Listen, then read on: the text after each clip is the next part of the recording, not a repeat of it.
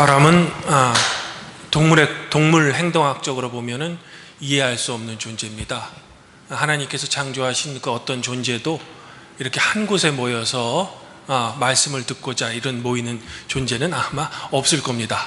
특별히 전 세계적으로 신종 코로나 바이러스 때문에 이렇게 사람 모이는 것을 자제하는데도 불구하고 이렇게 예배를 지키기에 여러분들이 나와셨다는 것은 이 예배 중에서 우리와 함께 하시는 하나님께서 우리를 좀 지키시겠다라는 믿음이 바로 여러분 안에 있기 때문에 이렇게 나오신 것 같습니다. 이렇게 믿음을 지키기 위해 오늘 주일 공동 예배에 참석하신 팔복교회 성도님들에게 하나님 우리 아버지와 주 예수 그리스도로부터 오는 은혜와 평강이 함께하기를 바랍니다. 성도 여러분, 오늘은 교회력으로 주연일로 넷째 주일이죠. 이 주일에 저는 미가서 6장 1절부터 8절까지의 말씀으로 하나님의 은혜를 성도 여러분들과 함께 나누고자 합니다. 우리가 오늘 함께 본 이 미가의 말을 이해하기 위해서 우리는 먼저 이 미가 선지자가 살았던 그 시대 상황을 우리는 조금 알아야 합니다. 미가 선지자가 예언했던 시대의 유다는 사회적 불의가 아주 심했습니다. 거짓 선지자들은 정의를 위해서가 아니라 부귀를 위해 설교했습니다. 지주들은 가난하고 소외당한 과부들을 착취했습니다. 또한 법을 지켜야 할 재판관들은 뇌물의 눈이 어두워 올바른 재판을 하지 않았습니다. 이뿐만이 아닙니다. 장사꾼들도 저울과 추를 속여서 사용하는 등 사회 각 분야마다 죄악이 가득 차 있었습니다. 그러면 예루살렘 성전에서 드리는 제사는 어떠했을까? 안타깝게도 하나님께 올바른 제사를 드려야 하는 이 책임이 있는 제사장들마저 하나님을 위해서가 아니라 자신들의 탐욕을 위해 제사를 드렸던 겁니다. 하지만 어찌된 영문인지 제사 행위 그 자체만큼은 아주 극도로 발달했죠. 왜냐하면 제사장들은 자신들의 탐욕을 채우기 위해 그저 제사만 화려하게 잘 드리면 백성들이 어떤 생활을 하든지 상관없이 하나님께서는 복과 성공을 주신다고 백성들을 속였기 때문입니다. 즉 제사장들은 자신들의 불의한 행위를 감추기 위해 하나님의 정의의 기준을 백성의 일상생활과는 전혀 관계없는 그저 추상적인 관념 정도로 전락시켜버린 겁니다. 이런 이유로 오늘 말씀 6절부터 7절까지를 살펴보면 여호와 앞에 나아가며 높으신 하나님께 경배할 때 1년 된 송아지, 천천의 수양, 만만의 강수 같은 기름을 가지고 가면 하나님께서 기뻐하신다 라는 말까지 나오게 된 겁니다. 아니 심지어는 내 허물을 위하여 내 맏아들까지 바치면 하나님이 기뻐하실까라고 착각까지 했던 겁니다. 어떻게 보면 오늘날 교회에 헌금 많이 내고 자식들을 하나님께 바치겠다라고 서원하면서 그저 교회 생활만을 열심히 하면서 우리의 일상의 삶이 어떠하든지 하나님께서는 그저 복을 주신다고 굳게 믿는 우리의 현대의 신앙생활과 별반 다를 바가 없는 것 같습니다. 그리하여 이런 무지하고 어리석은 백성들의 종교 생활에 대해 하나님께서는 너무나 답답하셔서 8절에서 진정으로 하나님 당신 자신께서 원하시는 삶이 어떤 것인지 구체적으로 다음과 같이 말씀하고 계신 겁니다. 제가 8절 상반절을 읽어드리겠습니다. 사람아, 주님께서는 무엇이 좋은 것인지 이미 당신들에게 말씀해 주셨습니다. 즉 하나님께서는 이미 선한 것이 어떤 것이 있음을 우리들에게 보여주었다는 겁니다. 성도 여러분, 저는 여기서 선한 것이라는 단어에 저의 초점을 맞추고자 합니다. 이 구절에서 선한 것이라고 표현된 히브리 단어는 토브라는 단어입니다.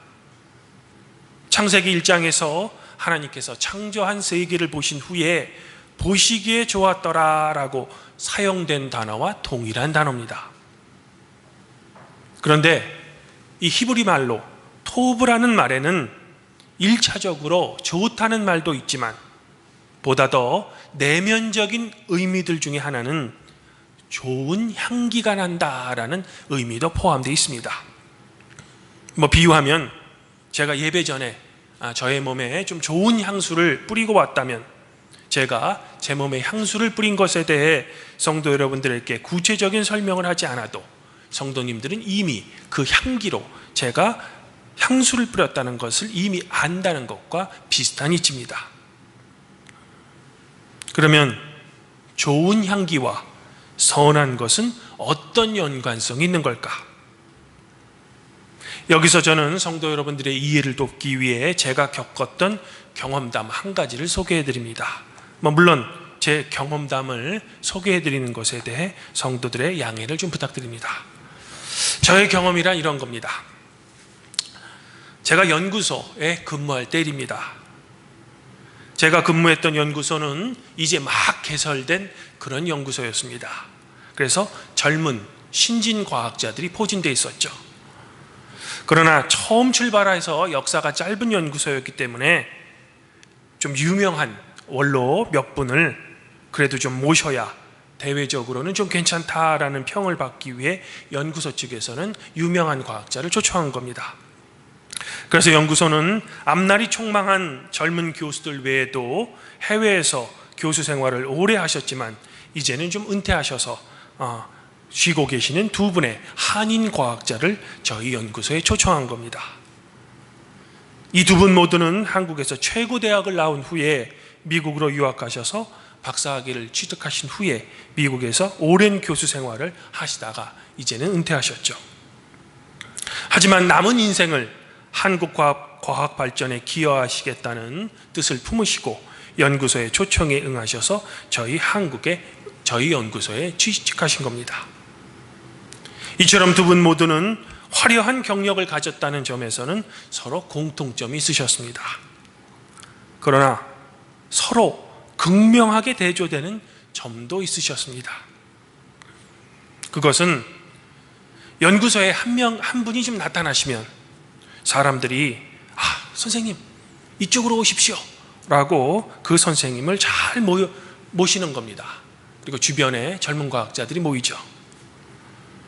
그런데 또 다른 한 분이 나타나면 저희들끼리 얘기하다가도 이따 얘기합시다. 그리고 그 선생님을 피해서 사람들이 흩어지는 겁니다. 왜일까? 이유는 아주 간단합니다. 사람들이 주변에 모여든 그 원로 과학자는 훌륭한 인격과 품성을 가지신 분이었습니다. 그래서 그분이 실험실에 나타나면 저희 연구원들이 언제나 좋아했습니다. 즉 좋은 향기로 주변 사람들에게 모범이 되어준 거죠. 그러나 사람들을 흩어지게 한 그분께서는 늘 자기 업적 자랑과 함께 모인 주변 사람들의 험담 그리고 툭하면 소리를 지르셨습니다. 그래서 주변 사람들에게 불편함을 주셨죠. 당연히 주변 사람들은 그분과 함께 있기를 싫어했습니다. 그런데 더욱더 상황을 힘들게 만드는 것은 그분은 주변 사람들이 왜 자신을 싫어하는지 그 이유를 본인에게 찾지 않고 오히려 주변 사람들이 유명한 나를 모시지 않는 나쁜 놈들이다 라고 책상을 치면서 버럭버럭 소리를 지르시는 겁니다. 결국 좋은 향기를 내지 못하신 거죠. 성도 여러분, 주님께서 보여주신 선한 것이란 좋은 향기를 주변에 내어야 한다는 겁니다. 그리고 선한 것을 판단하는 기준은 내 자신에게 있는 것이 아니라 바로 이웃들에게 있다는 겁니다. 그러므로 예수 그리스도를 주님이라고 고백하는 우리가 선한 행실을 한다는 것은 우리가 좋은 향기를 주변에 내서 주변 사람들이 그 향기를 맡을 수 있어야 한다는 겁니다. 그렇다면 우리 그리스도인들이 하나님께서 이미 우리에게 보여주신 선한 것, 즉 좋은 향기를 내는 삶을 살기 위해 우리는 어떠한 삶을 살아야만 할까? 오늘 말씀에서 미가 선지자는 그것을 다음과 같은 세 가지로 구체적으로 제시합니다. 첫 번째, 8절 후반절에서 오직 정의를 행하라 라고 권면하고 있는 겁니다. 여기서 중요한 점은 이 구절에 사용된 동사는 반드시 해야 한다는 의무를 지닌 단어가 사용되고 있다는 겁니다. 즉, 이 일만큼은 반드시 해야 한다는 겁니다. 그러면 우리가 반드시 이행해야 될 정의, 히브리어로 미스파트라라는 것은 도대체 어떤 의미일까? 정의에 대한 해석은 학자들마다 다릅니다.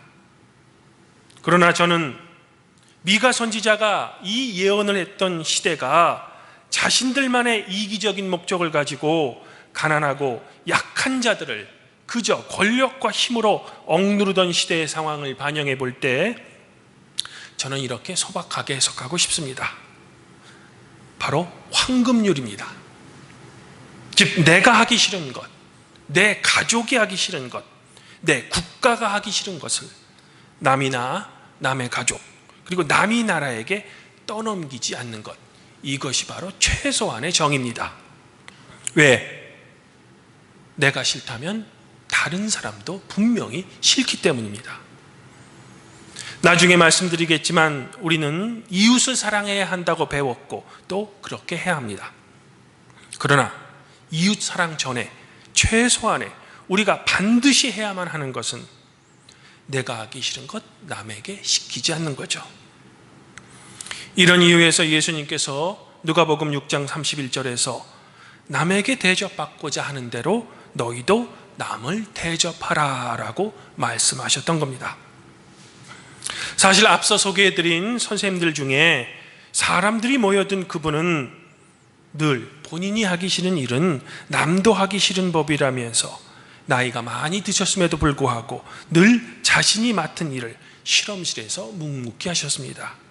그래서 젊은 과학자들이 그 원로 과학자를 높이 평가한 겁니다. 반면에 사람들을 흩어지게 한 그 원로분은 자신의 권위와 학벌을 내세우며 이런저런 본인이 하기 싫은 구차한 일들을 후배 교수들에게 시켰기 때문에 그 원로과학자를 싫어했던 겁니다. 그러면 여기서 성도 여러분들에게 제가 한번 물어보고 싶습니다. 성도님들은 과연 여러분들의 삶 속에서 남에게 대접을 받고자 하는 대로 이웃을 대접하고 계십니까? 두 번째로 미가 선지자는 인자를 사랑할 것을 권면합니다. 그런데 사실 한글 성경에는 인자를 사랑하라 라고 기록되어 있지만 히브리 원문에는 인자라는 표현은 헤세드, 즉 변치 않는 주님의 사랑을 가리키고 있습니다. 즉 예수님께서 보여주신 이웃사랑을 실천하라는 거죠. 제가 앞서 말씀드린 첫 번째가 이웃사랑의 소극적인 태도라면 이 두 번째 권면은 이웃사랑에 대한 적극적인 태도라고 볼 수 있습니다. 하지만 이는 매우 어려운 일입니다. 그래서 첫 번째 항목은 반드시 해야 되는 의무사항이지만 이웃사랑의 실천은 우리가 노력할 것을 권면하고 있는 겁니다. 그런데 참으로 우리는 이것을 실천하기가 어려운 겁니다. 우리는 이태석 신부님이나 슈바이처가 한 인도적인 사랑을 볼 때마다 그분들에게 존경을 표합니다. 특별히 슈바이처는 우리 루터교 목사라는 것을 늘 강조합니다. 하지만 이들의 삶은 이른바 우리가 멀리 서서 그저 존경하는 위인들의 삶일 뿐 정작 우리에게 이분들처럼 살라고 하면 우리는 싫어합니다. 왜? 우리에게 희생과 함께 불편함을 주기 때문입니다. 이런 면에서 항상 루터교 목사라고 홍보하는 슈바이처 박사를 정말로 우리 교단의 홍보물에 자신 있게 인쇄할 수 있는지 저는 잘 모르겠습니다. 이제 세 번째는 겸손하게 너의 하나님과 함께할 것을 권면하고 있습니다. 사랑하는 성도 여러분, 우리 인간의 인생은 매우 짧습니다. 아무리 잘 나가고 권세가 많던 사람도 결국 세월을 피할 수는 없습니다. 그리고 마지막 순간 죽음을 피할 수는 없죠. 이러한 유한한 인간이기에 무한하신 하나님 앞에서 겸손할 것을 요구하고 계시는 겁니다. 그러므로 이러한 겸손한 태도로 바로 너의 하나님과 동행하라는 겁니다. 그런데 여기서 동행하라는 표현을 보면은 바로 걷는다는 표현입니다. 즉 너희 하나님과 함께 걷는다는 것을 의미하죠. 하지만 실제로 걷는 행위를 뜻하는 것이 아닙니다. 매일매일 하루의 일상을 하나님의 뜻에 맞게 살아라라는 의미인 것입니다. 즉 자신의 일상을 거룩하게 살 것을 권면하고 있는 거죠. 바로 이 세 가지 권면을 우리 삶에 실천했을 때 우리는 하나님께서 원하시는 삶, 즉 주위 사람들에게 좋은 향기를 낼 수 있는 그런 삶을 우리가 살아갈 수 있다는 겁니다. 바라기는 이 세 가지 구체적인 실천을 통해 주님과 동행하시는 우리 발복교회 성도님들이 되기를 지금 이 시간 간절히 소망합니다. 사랑하는 성도 여러분, 이제 한 가지만을 덧붙이면서 저의 설교를 정리할까 합니다. 그것은 하나님께서 우리에게 주시는 오늘 말씀의 순서입니다. 무슨 뜻이냐면 어렸을 때부터 저는 어떤 일이든지 하나님이 첫 번째라고 배웠습니다. 그런데 제가 오늘 말씀을 제가 받았던 신앙교육대로 다시 정리하면 오늘 미가 선지자가 예언했던 이 말을 조금 순서를 좀 바꿔야 되지 않을까라는 생각입니다. 첫째, 겸손히 너의 하나님과 동행하라. 왜? 하나님이 1번이니까. 둘째, 공의를 행하라. 셋째, 인자를 사랑해라. 이 순서가 오히려 맞지 않을까라는 생각을 했다는 겁니다. 다시 말해 하나님과 동행하게 되면 자연스럽게 공의를 행하며 인자를 사랑하게 되지 않을까라고 저는 생각했다는 겁니다. 하지만 오늘 말씀은 분명히 하나님과 동행하라는 권면이 가장 마지막에 세 번째로 제시되고 있다는 겁니다. 그러면 왜 이런 순서로 미가 선지자는 당시 사람들에게 권면했던 걸까? 그 해답은 제가 앞서 말씀드린 미가 선지자가 활동했던 사회상을 생각해 보면 그 답을 어느 정도 유추할 수 있습니다. 즉 다른 것은 몰라도 하나님께 제사를 드리는 것만큼은 최고로 발달했던 시대입니다. 이른바 종교생활만큼은 타의 추종을 불허했다는 거죠. 그러나 그들의 일상생활은 최악이었다는 겁니다. 예수님의 사마리아의 비유에 등장하는 제사장과 레위인은 강도를 만나 거의 죽어가는 사람을 왜 돕지 않았던 것일까? 그것은 강도를 맞는 사람이 정말로 죽기라도 한다면 그 사람을 만진 제사장과 레위인은 부정하기 때문입니다. 그래서 그 사람이 죽을 것, 강도를 만난 것을 알아도 그냥 지나친 겁니다. 즉 그들이 강도를 만난 사람을 철저히 외면했던 동기는 바로 철저하게 하나님 앞에서 자신들의 거룩함을 지키는 것, 순수한 종교적 동기에서 그를 돕지 않았던 것입니다. 우리는 우리의 삶을 살아갈 때 우리의 입술로는 하나님을 위한다고 합니다. 그러나 정작 정의를 행하며 인자를 사랑하는 일을 오히려 하나님의 이름으로 소홀히 할 때가 너무나도 많다는 겁니다.